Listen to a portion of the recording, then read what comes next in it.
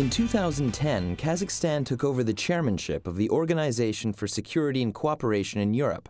In January, Kazakhstan's President Nursultan Nazarbayev addressed the OSCE decision-making body, the Permanent Council in Vienna, via a video message. In it, he outlined the motto of the country's chairmanship as trust, tradition, transparency, and tolerance, and called for the summit of the organization to strengthen its role. We consider the OSCE, with its unique geographical coverage, its experience of interaction, and the instruments it has developed, to be one of the key mechanisms for ensuring international security and cooperation. It is an organization that has played and continues to play an important role in maintaining the security architecture in the area from Vancouver to Vladivostok. At the same time, the positive historical resources of the OSCE are limited. The decisive question for the OSCE in the future will be whether it can convert itself into a structure that recognizes the diversity of the world in the 21st century, or whether it will continue to be an organization segmented into blocks, where the West remains aloof from the space east of Vienna. In this regard, we call upon the OSCE participating states to support Kazakhstan's initiative urging the convening of a summit in 2010.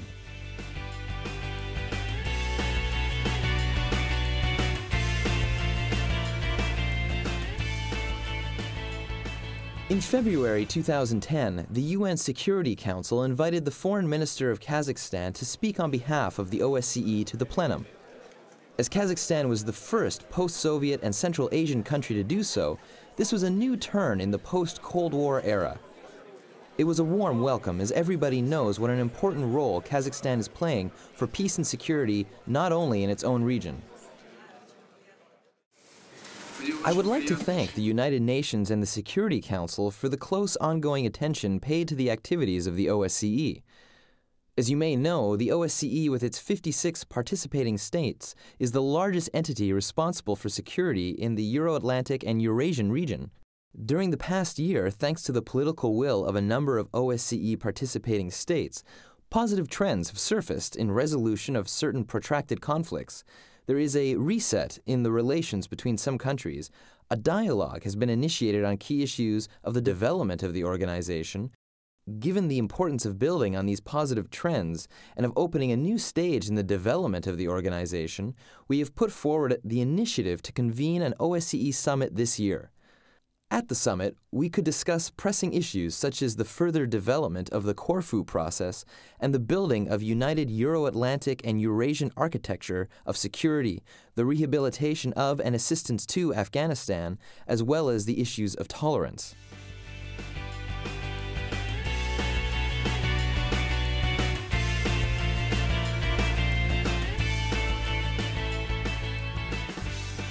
Astana is the booming capital of Kazakhstan and home of the President's Palace.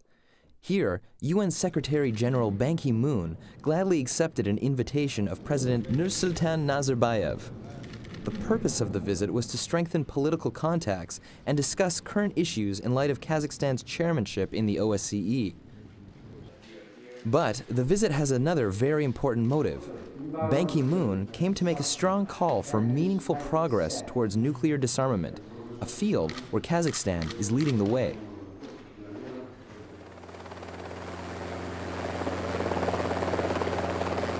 A visit by UN Secretary-General in the wide landscape of eastern Kazakhstan became an essential part of this trip.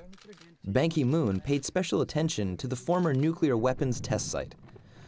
During the time of the Soviet Union, this was one of the largest nuclear test compounds in the world.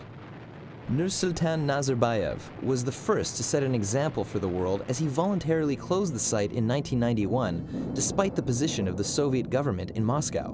More than 450 nuclear tests were conducted in this area, and more than 1.5 million people's lives were affected by radioactive contamination. Nazarbayev aimed to bring an end to this dark page of history for the sake of all who deserve to live healthy and free lives, and for the sake of the environment. In April 2010, Ban Ki-moon honored the President's Act at the site. In 1991, soon after independence of Kazakhstan, President Nazarbayev took an extraordinary leadership by closing this Semipalatinsk nuclear test site and banished whole nuclear weapons. It was a visionary step, a true declaration of independence. Today, this site stands as a symbol of disarmament and hope for the future. Treaty on a nuclear weapon-free zone in Central Asia was signed here. Now we have a good reason to believe that the promise of Semipalatinsk, the abolition of nuclear weapons, will become reality. Here in Semipalatinsk, I call on all nuclear weapon states to follow suit of Kazakhstan. For inspiration, they can look to Kazakhstan. Kazakhstan has led by example. They encouraged the United Nations General Assembly to establish August 29 as the International Day against the nuclear tests. And they are working to help people experiencing the adverse effects of nuclear testing.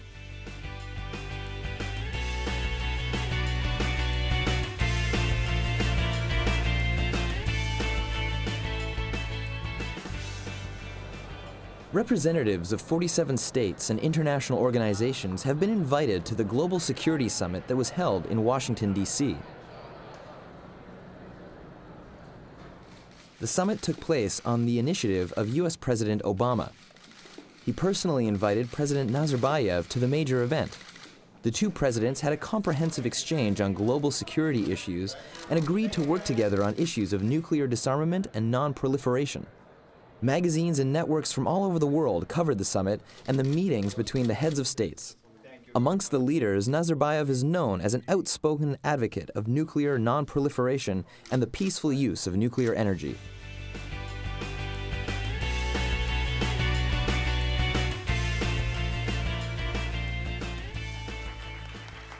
Former U.S. Secretary of State Madeleine Albright was not the only one in a distinguished gathering who wanted to congratulate Kazakhstan's President Nazarbayev for receiving a well-deserved award. For these achievements of the past, and for all that we know you will do in the future, the East-West Institute proudly presents you with its Peace and Preventive Diplomacy Award.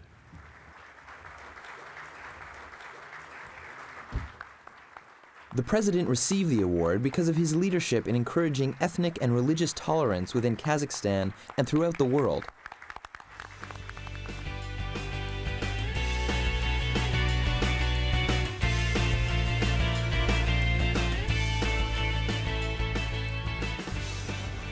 The multi-ethnic state of Kazakhstan is among the best national examples that tolerant living between different ethnic groups is possible.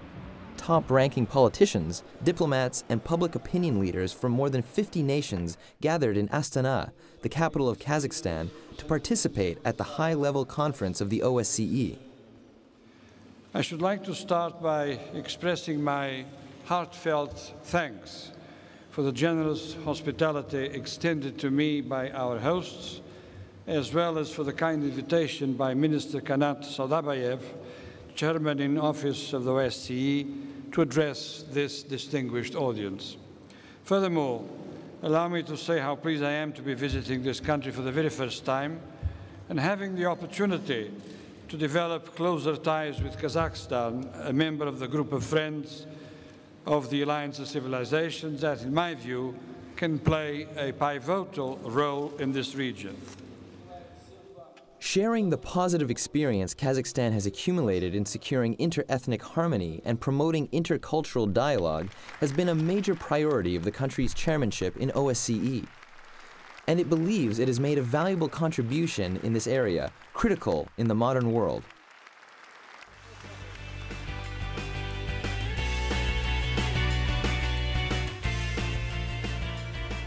The third Astana Economic Forum was a success. More than 2,000 representatives of the political and business arenas from more than 50 countries took part in the event. It was devoted to the issue of sustainable economic growth in post-financial crisis periods, a situation Kazakhstan is handling well. It's a rapidly developing country with great potential for economic growth. At the forum, the president of Kazakhstan, Nursultan Nazarbayev, has outlined his vision for a post-crisis world, urging the global leaders to consider creating a new global universal currency.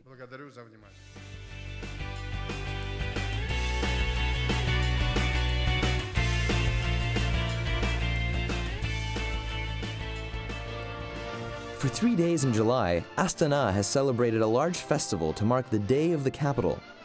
The ceremony started with a military parade for President Nazarbayev. The president has been instrumental in orchestrating Astana's continuous social and economic boom since 1997. In 1994, he proposed to make Astana the capital of the recently independent nation, received the approval of the parliament, and since then has been working hard to turn the city into one of the most vibrant and dynamic modern cities.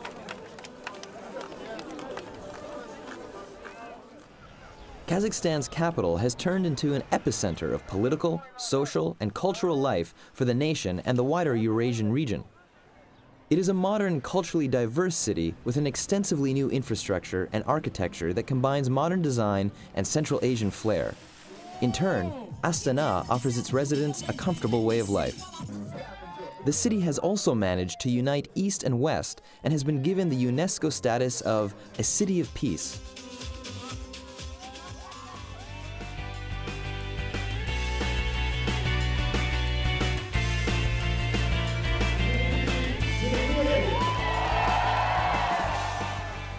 Together with international guests, Kazakhstan has celebrated its Day of the Capital, launching the new, flashy trade and entertainment center, the now famous Norman Foster-designed Han Shatir.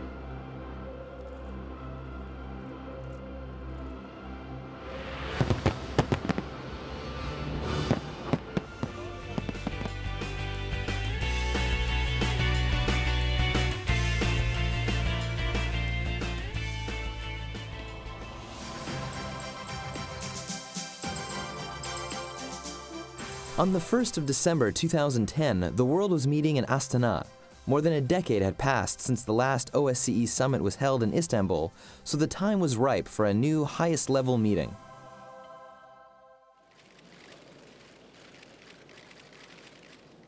The summit brought together head of states, governments, and other top officials from 56 participating states and 12 partners for cooperation, as well as from more than 60 international and regional organizations.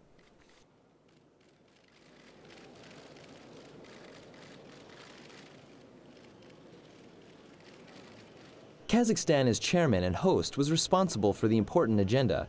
The distinguished gathering discussed ways to counter new global security threats that cannot be overcome by the efforts of individual actors, but require collective and thoughtful action.